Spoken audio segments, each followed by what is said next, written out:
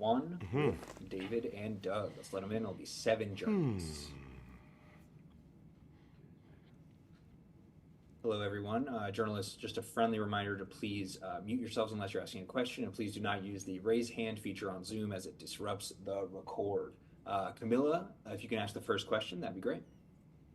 Sure thing. Hi, David. Hi, Hey. Doug. I'm Camilla Dominguez with Vince MacPow. Thank you so much for being here with us today. Pleasure. Yeah, thank you. My question is for Doug, but before I ask, I just want to say, David, Book is one of my favorite characters, and he is just incredible. I love him so much. Thank you for playing him the way you do. You sweetheart. Thank you. That's so kind. Thank you. Appreciate it. Sure, thank you. Doug, so Saru has been a cornerstone of just emotional and ethical guidance throughout the series so far. How do you feel about his evolution and the legacy that he's going to leave behind in the Star Trek universe once this incredible series is over? Thank you. Now, first of all, was there a technical issue, you guys? Were you wanting us to hold for a second? Yeah, can you go hold for just one? We need to hold for a second. So sorry. Just gonna hold. Sure. No, that's totally fine. Something happened.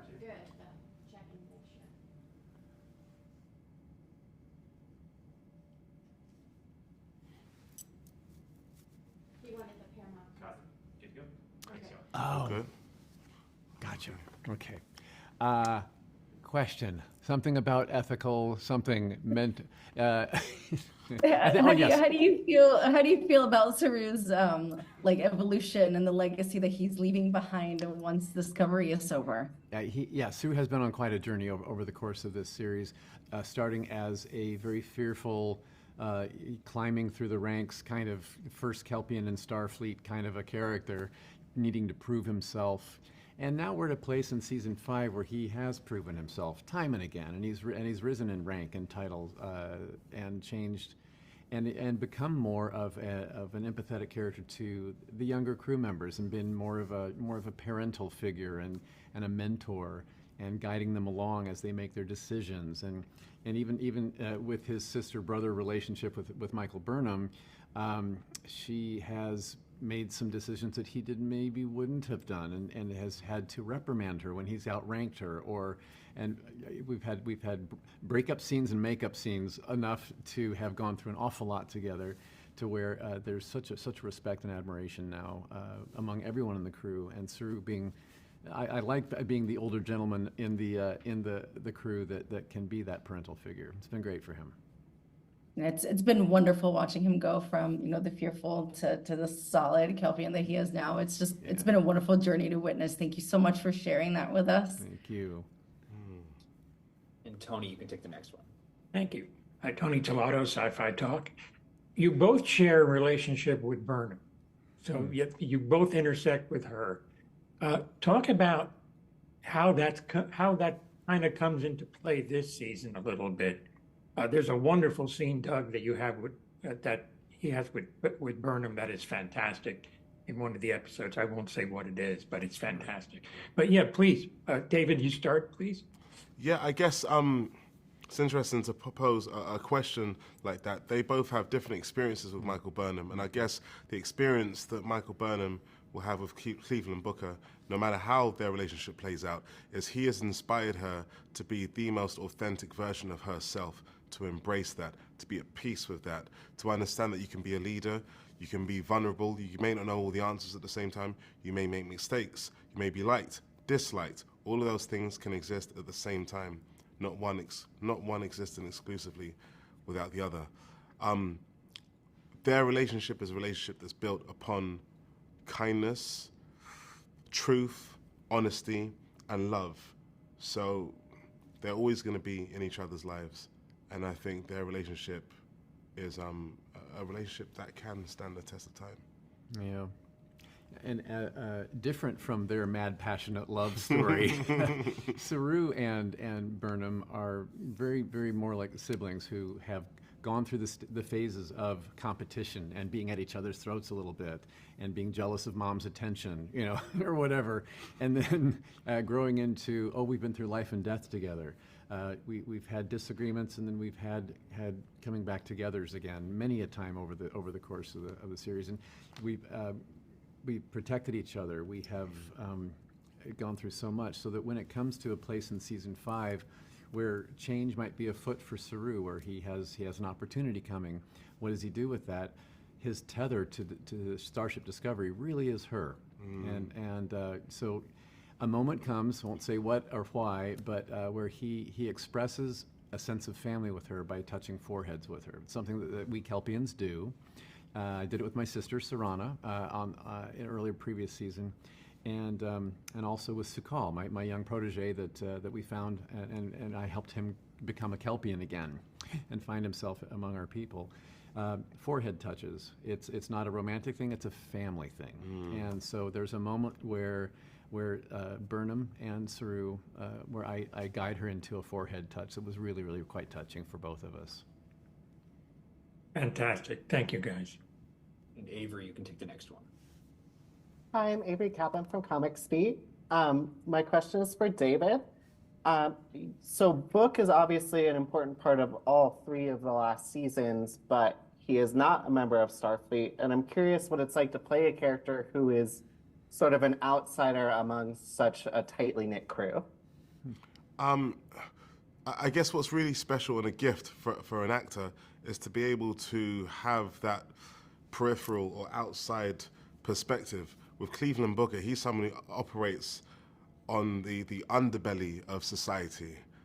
And being able to have that experience and then to be able to come into this world where things are done in a certain particular way, he's able to weigh up the two, which contrasts so is so extreme with the two. He's able to look at the two and see the benefits of both. And I think the glorious thing which happens in season 5, he is able to see without being prompted, without being persuaded, to see the benefits of being part of Starfleet. And I think that is a testament to what Starfleet stands for. There's someone who could be so tunnel visioned in their perspective, can kind of humbly fold under the togetherness of Starfleet. And Ashley, you can take the next one. Hi. I'm Ashley Thomas with fangirlish.com. And Hey. something I'd like to ask the both of you. I think both Saru and Book are 2 of the best examples of positive masculinity on television. Could you both speak to what that means to you? Wow. Thank you for thinking I'm masculine at all. It's very sweet of you.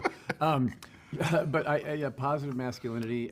Yes, I believe that Saru does lead and lets others lead according to level of skill, level of wisdom. Whoever in the room has that, that's who should take it.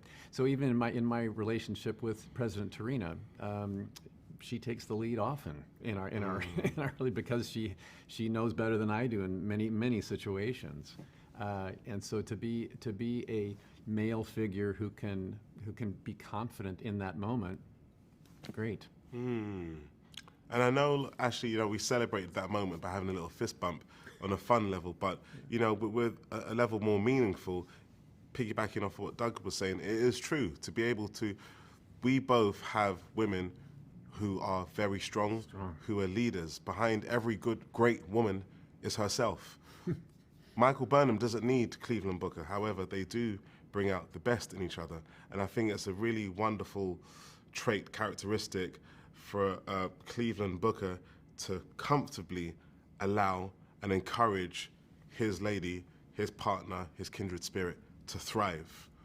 I think it's a very sexy, powerful trait. Thank you, And guys. Karen, you can take the next one. Thanks. Karen Moll from Sci-fi-vision. Thanks so much for speaking with us. Pleasure.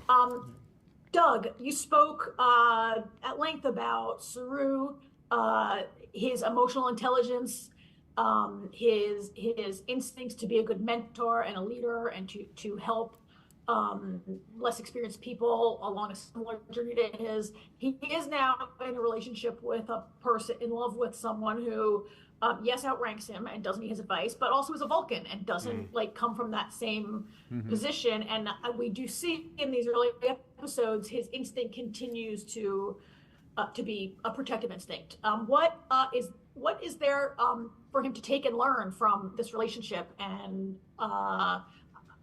I mean, you can't tell us how it's going to end, but I'd love to know what's in store for those two. Yeah. Oh, thank you for this love story has meant the world to me. I didn't. That's the one that wish I had for Saru throughout this entire series. Is can he find love? You know, and when you're playing an alien, non-human species, it's nice to have a love story. It's rare. It's more rare.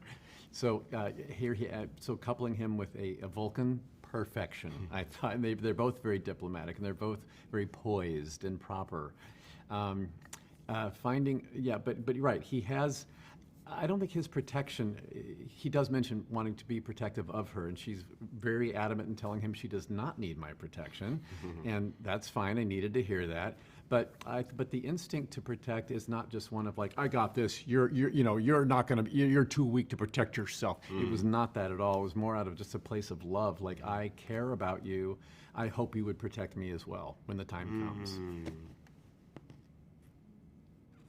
Well, I'm holding out for a happy ending for those two. Thank you so much. Yeah. I think one's coming. Yeah. And Laura, you can ask the next one. Hi, David and Doug. Lori from Trek Movie. Hey, Lori. Hi. Lovely to see you. This is a question for both of you, but it's based on something I heard David say in his fantastic interview with the Sci-Fi Sisters. And you talked about how you were glad that you guys didn't know that it was the final season as you were filming because everything would have felt so weighted and heavy. But as I watched these 4 episodes, I felt it. Like, I felt like you could see it in a lot of the scenes and the way everybody was with each other. And I'm wondering, do you think you maybe had a sense of it anyway, or was it really like out of nowhere? No, I mean, I had no idea that this was the final season until literally we finished filming season 5. And it was a few months after when we found out, and it was a Zoom call. I had no idea whatsoever.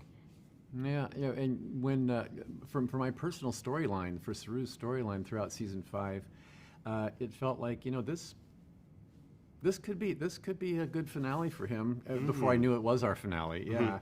And so when I heard it was like, well, that kind of almost makes sense, for me personally, selfishly. And then for the whole show, we had the luxury of going back and filming a little epilogue, or a coda, we're calling it, that we could tack on to the last episode that gives you the watcher, the audience, a sense of closure for the whole series. Yeah, that was really important. Because even though we had finished shooting season 5, I think as a body of work, it still could stand, and that could be presented. Yeah. But to, like you said, Doug, to be able to have gone back to shoot the coda, just tack it on to the end, that just really helped to neatly button end it. Yeah. A button it needed. And we didn't have to do a crazy amount, did we? Thank you. Thanks. And Aaron, you can take the final question. Thanks. My question's for you, Doug. You've talked about wearing the Saru makeup and the process that goes into that, many times. This year you're also doing it while you're running around in the jungle, you're dodging explosions. What's the extra challenge that you face in that kind of setting where you're not just walking around on set in the studio? Right. We know when you're wearing hoof boots, that a high heel position with no heel, it's perilous enough on a flat floor. Go out into the woods with sticks, rocks, uneven terrain, even more, a lot at stake. So I want to give credit where it's due. My stunt double, Boston Kamilari, he's 25 years younger than me, a tall, skinny guy who can take a hit and live through it. God bless him. He has saved my life. So he was my stunt double for Shape of Water and for the What We Do in the Shadows and for Star Trek all 5 seasons. So I want to bow to him and other stunt people like him who save us actors and keep us all of our limbs in one place. Because he took over a lot for the forest action Saru scenes. He did a lot of the work for me.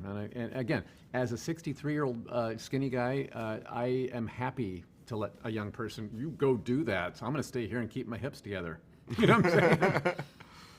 Aside from the action part of it, though, is it more of a challenge with prosthetics when you're out in an environment rather than being on stage? Depending on the environment, yes. It was when we filmed episode 2 in that away mission on the planet. It was outdoor foresty. There was some sunshine, but it wasn't. It was really quite cool and lovely. So I was not facing any discomfort that I wouldn't on a regular set. All right, great. Thank you. Yeah.